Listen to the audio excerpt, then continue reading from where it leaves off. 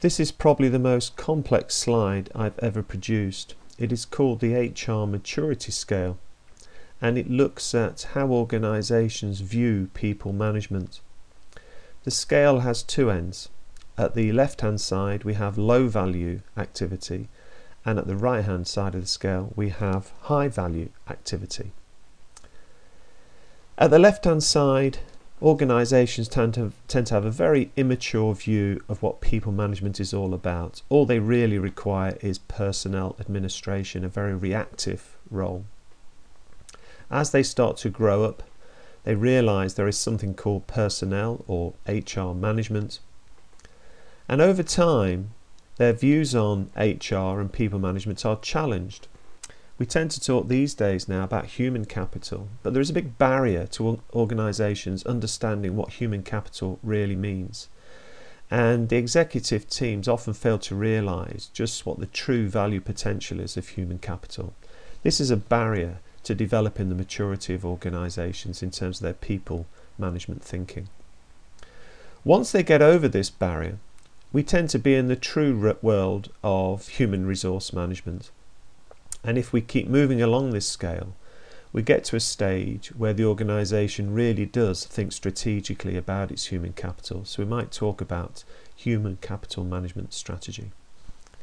Now this is a journey of evolutionary steps, developmental steps.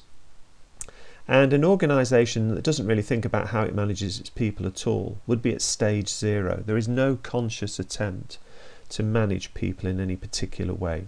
It's just intuitive gut reaction management. To move to stage 1 on this scale, an organisation at least has to have a personnel administration function. Whether that's a department called personnel or not is another matter. But this function is about basic administration, making sure the payroll is run properly.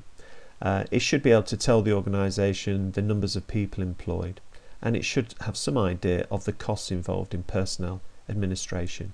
This is a very, very limited view of what people management is all about.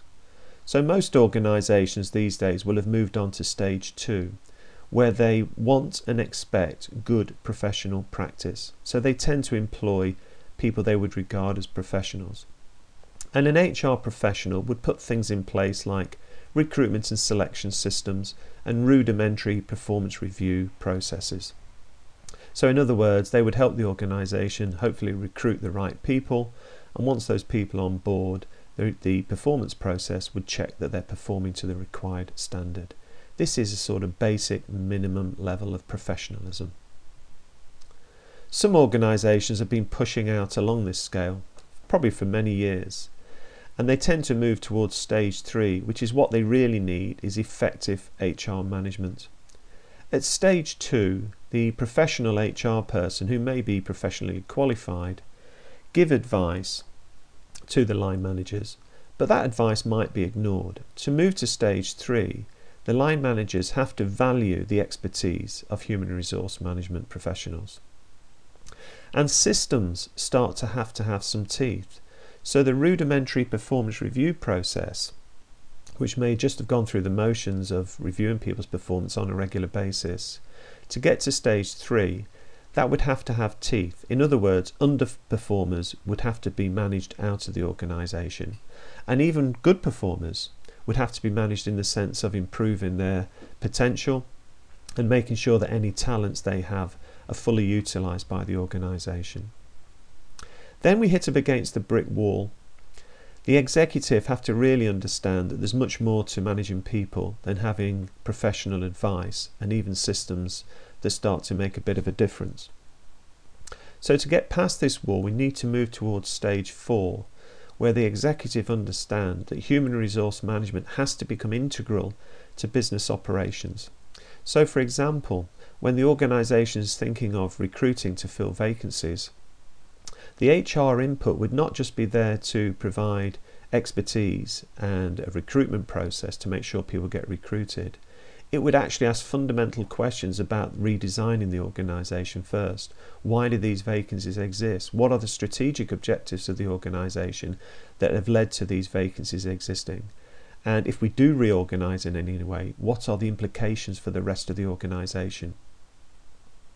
So we need HR business partners to fulfill this role at stage 4, who really understand the business. And at this stage, the organisation is getting mature enough where line managers accept that HR business partners will be intervening in their own management role. But maturity means that they would welcome and accept this. They would not fight against it. They may well fight against the idea of business partners, if only at stage 3 or even stage 2.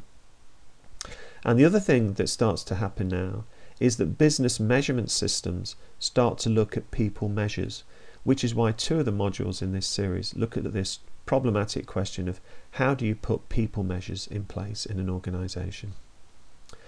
Once an organisation has got to stage 4, it can start to move on, but there is this transition phase where it goes from still looking very much at an operational approach to human resource management towards a much more strategic approach, a strategic focus. That means that the whole organisation has to focus on maximising value through people, the sort of thing that Toyota does very well. The organisation cannot afford to be complacent. It wants to get the best value out of everybody it can. And again, it will only do that if the organisation has created an environment where people actually want to give of their best and can give of their best. And the final stage on this continuum is stage 6, where the organisation is so mature it becomes a complete system, and everybody understands that it's a complete system and works to this complete system. So for example, the system requires that everybody shares their knowledge, but it has created a culture at this stage so that people want to share their knowledge. If people don't want to or can't share their knowledge, then their own intellectual capital is not being managed very well. But people always still need to learn. So the organisation's approach to learning is that everyone is an individual, and we don't send people on sheep dip or scattergun training courses. We enable them to learn at their own pace in their own preferred style. Stage 6 represents a very, very mature organisation and a very, very high performing, very effective organisation.